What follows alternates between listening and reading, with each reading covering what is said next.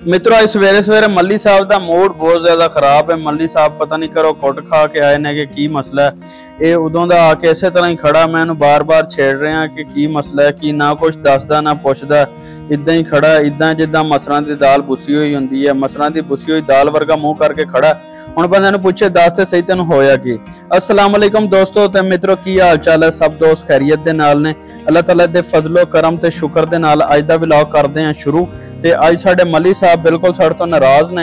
हुण सुबह सुबह ड्यूटी ते आया, हुण मैनूं ये नहीं पता इहनूं होया की है, लेकिन इस तरह ही खड़ा है। उदों दा आके अपनी जगह ते खड़ा, ना हिलदा ना जुलदा, बिल्कुल इदां जिद्दां स्टैचू हो गया। उस तो बाद मैं बड़ा परेशान होया, मैं सद्या इहदे अब्बे नूं।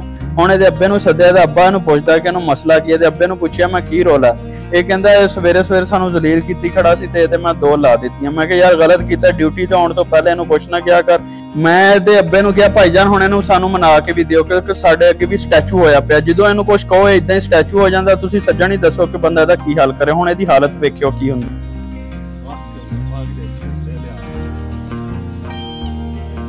यार जुल्फकार सवेरे सवेरे ने लैनी की, ना हिलदा ना जुलदा, एक जगह स्टैचू है इवें ही खड़ा उदों दा। ठीक है, इनू हिला जुला थोड़ा, भैन च आकड़ गया है, आकड़िया खड़े अगे आ गया, कोई हिला जुला। केड़े जेड़े थल्ले ने या जेब च ने?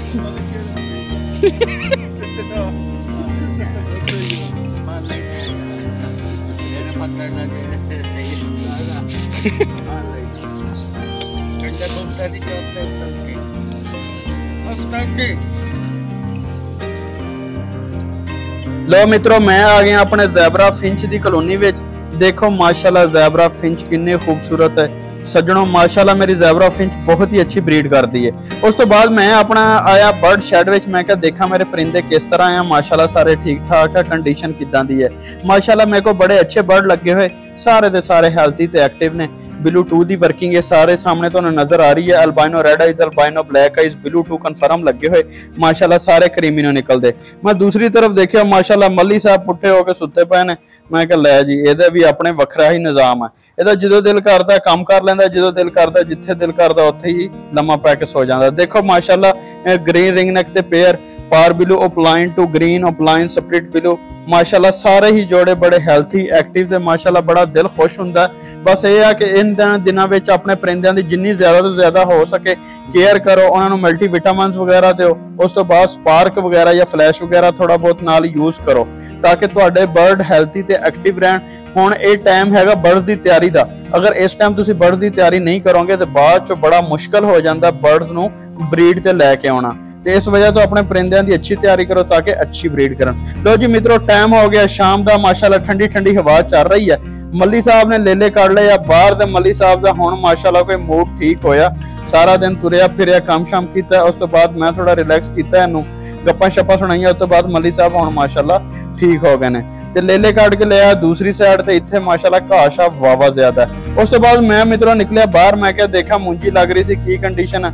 मैं देखिया बाहर सामने मेरा मजेरा जुल्फकार सुता पिया। मैं क्या अज इहनूं छेड़दे हां, इन्हां कोई पंगाबाजी करदे हां, लेकिन फिर मैं क्या सुते बंदे नूं इन्ना नहीं छेड़ना चाहिए। मैंने थोड़ा जिहा हिलाया, नाल ही जुल्फकार साहब बड़े खूबसूरत मुंह नाल खूब मुस्कुराहट करके उठे ने। मित्रों मैं गया दूसरी तरफ, मैं देखिया माशाल्लाह मुंडे वड्डे सारे जवान ते निक्के सारे रल के मुंजी ला रहे सीगे। पिंडां दे ही मजे देखो माशाल्लाह, नज़ारे देखो कितना खूबसूरत नज़ारा लग रहा है। सारे मुंजी ला रहे हो, दो निक्के जे बच्चे तुहानूं नजर आ रहे हैं। मैं पूछा काका तुसीं पढ़दे नहीं? कहंदे चाचू पढ़दे हैं, बस घर दे हालात इदां दे कि हुण असीं नाल अपने अब्बू दे काम भी कराने। देखो माशाल्लाह इन्हां दी स्पीड किदां दी। इन्हां दी स्पीड ते वैसे एक ते लाइक बनदा है। जिन्हां मित्रां ने हाले तक साडे YouTube चैनल नूं सबसक्राइब नहीं कीता, वो जल्दी ना सबसक्राइब करो। जिहड़े मित्र टिकटॉक या फेसबुक ते देख रहे हैं वो फॉलो कर लो। लो मित्रों हो गया फिर टाइम माली दा। मैं देखिया माशाल्लाह नवाज साहब ने बड़ी मेहनत की है, क्यारियां इदां लश पश कर दित्तियां, क्यारियां जो सारा घाह कढ़ दिता। उस तो बाद मैं जाना सी बाजार। मैं खिंचिया बाइक ते बाइक खिंच के मैं पहुंच गया अपने मित्र रिजवान साहब को। रिजवान साहब को पहुंचे, मैं देखिया सामने चाट वाला खड़ा सी। मैं कहा रिजवान साहब चाट ते बन दिए। रिजवान साहब ने 2 प्लेटां लवाइयां चाट दियां। चाट लवा के फड़ाई मेरे हाथ विच। मैं एक लुकमा लिया माशाल्लाह, एक चम्मच मूँह च पाई है, नाल ही मैं क्या बहुत आला। उस तो बाद असीं पहुंचे अपने दोस्त चौधरी शहजाद साहब को। चौधरी शहजाद साहब को मैं नवाज साहब, डॉक्टर साहब ते रिजवान साहब तीनों पहुंचे हैं। माशाल्लाह इन्हां को ग्रे का पीस देख के मेरा दिल बड़ा खुश होया। ये खैर सानू देख के टाकिंग तो नहीं कर रहे थे, लेकिन फुल हैंड टाइम सीगा। माशाल्लाह शहजाद साहब ने काफी गपशप हुई, अच्छी गपशप हुई, मजा आया, इंजॉय किया, उन्होंने बड़ी इज्जत की। मित्रों अज के व्लॉग में इत्थे करते हैं खत्म।